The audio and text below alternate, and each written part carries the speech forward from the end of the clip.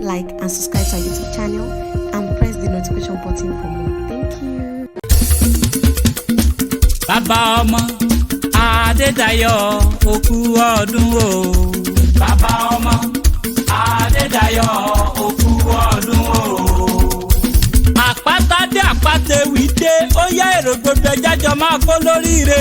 Báàmì Adédayọ̀ ọmọ ògúnmọ́kùn máa wọlé máa rọra. Ẹni dúdú ẹni ire èèyàn pàtàkì láwùjọ àwọn èèyàn kàǹkà. Ẹ̀dá Adédayọ̀ ìwọ lèmi ń kí o.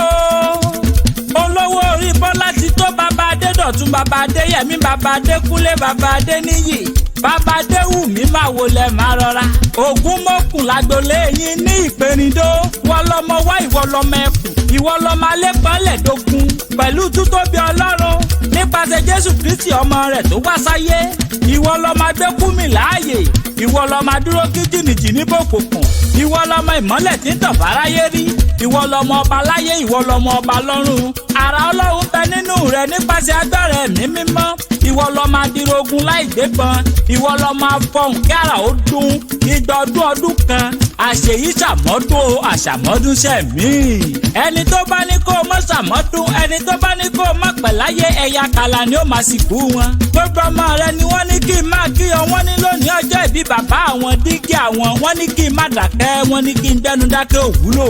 Happy birthday to you sir, we all wish you long life and prosperity. Bóyin bá ṣe tá agbéra ó dinú kókó ògì bá fẹ̀rẹ̀ bòjò bá ṣe tán agbéra ó dinú sàrẹ̀ tó kọ́lé sí àpáta ewì mo ṣe tán mò ń rebi tá a forí mi sọlẹ̀ sí níbi ojúmọ́ tí mọ́dé gbogbo ilẹ̀ kílẹ̀.